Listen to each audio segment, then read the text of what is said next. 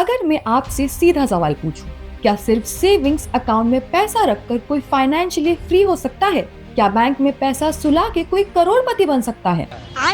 सच uncomfortable है, लेकिन जवाब है नहीं।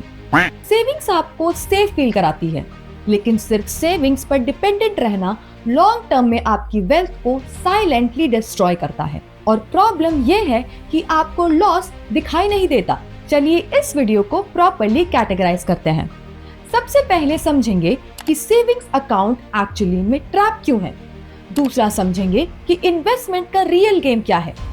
तीसरा देखेंगे income wise blueprint.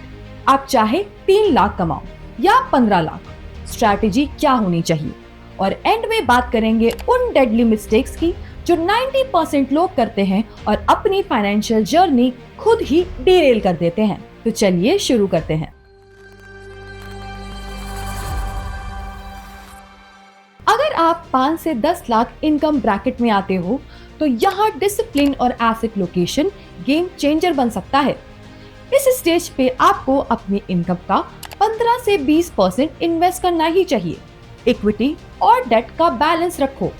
Large cap stability देता है, मिड कैप ग्रोथ देता है और डेट स्टेबिलिटी प्रोवाइड करता है। थोड़ा इंटरनेशनल एक्सपोजर ऐड कर सकते हो, लेकिन लिमिटेड परसेंटेज में। लाइफस्टाइल इन्फ्लेशन को कंट्रोल करना यहाँ सबसे बड़ा चैलेंज होता है। सैलरी बढ़ती है, लेकिन एक्सपेंसेस उससे तेज बढ़ते हैं। स्मार्ट लोग इनकम बढ़ने पर पहले इन्वेस्टमेंट बढ़ाते हैं, बाद में लाइफस्टाइल। अगर आप 10 लाख प्लस कमा रहे हो तो अब एसेट एलोकेशन स्ट्रैटेजी होना जरूरी है। यहाँ डाइवर्सिफिकेशन और रिस्क मैनेजमेंट इक्वली इंपॉर्टेंट है। 10 से 15% तक इंटरनेशनल एक्सपोजर रख सकते हो। गोल्ड को हेज के रूप में 5 से 10% तक इंक्लूड कर सकते हो। रियल एस्टेट को इमोशनल डिसीजन की जगह फाइनेंशियल डिसीजन की तरह ट्रीट करो। हर प्रॉपर्टी इन्वेस्टमेंट नहीं होती। अगर घर लेना है तो गोल्डन रूल फॉलो करो। टोटल हाउसिंग कॉस्ट यानी आपकी मंथली ईएमआई आपकी टेक होम इनकम का 40% से कम होना चाहिए, वरना cash flow pressure future opportunities को ब्लॉक कर देगा। अब चौथी कैटेगरी में जानेंगे डेडली फाइनेंशियल मिस्टेक्स। सबसे पहली गलती है इंश्योरेंस को इन्वेस्टमेंट समझना। ट्रेडिशनल पॉलिसीज आपको मीडियोकर रिटर्न देती हैं और इनसफिशिएंट कवर। इंश्योरेंस सिर्फ प्रोटेक्शन के लिए होता है, इन्वेस्टमेंट ग्रोथ के लिए अलग होना चाहिए।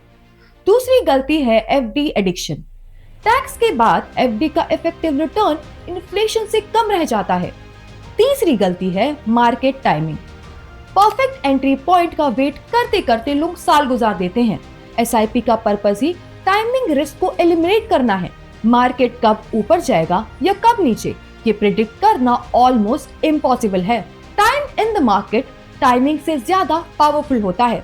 और सबसे डेंजरस माइंडसेट है get rich quick, stock tips, overnight multi bagger dreams, FOMO trading, leverage gambling. ये इन्वेस्टिंग नहीं है। वेल्थ बोरिंग डिसिप्लिन से ही बनती है, एक्साइटमेंट से नहीं। फाइनल और सबसे इंपॉर्टेंट कैटेगरी है system building. Wealth creation manual process नहीं, ऑटोमेटेड सिस्टम है। सैलरी आते ही इन्वेस्टमेंट ऑटो डेबिट हो जानी चाहिए। जो पैसा आप देखते ही नहीं उसको खर्च भी नहीं कर सकते। ऑटोमेशन इमोशंस को एलिमिनेट करता है। मार्केट क्रैश में पैनिक सेलिंग और बुल मार्केट में ग्रीड बाइंग दोनों ह्यूमन बिहेवियर है।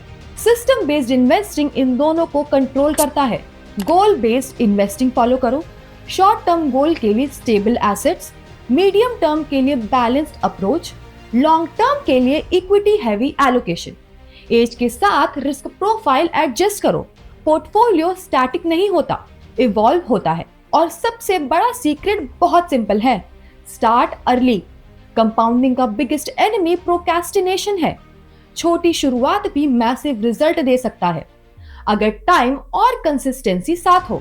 फाइनेंशियल फ्रीडम कोई लॉटरी नहीं है, ये प्रिडिक्टेबल मैथमेटिकल आउटकम है, डिसिप्लिन प्लस टाइम।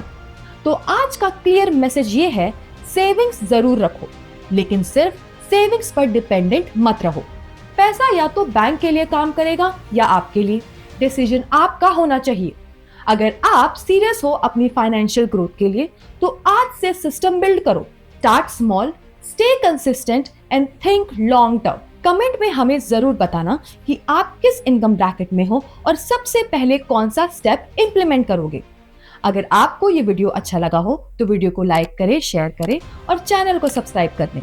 मिलते हैं नेक्स्ट वीडियो में, तब तक के लिए स्टे इन्वेस्टेड।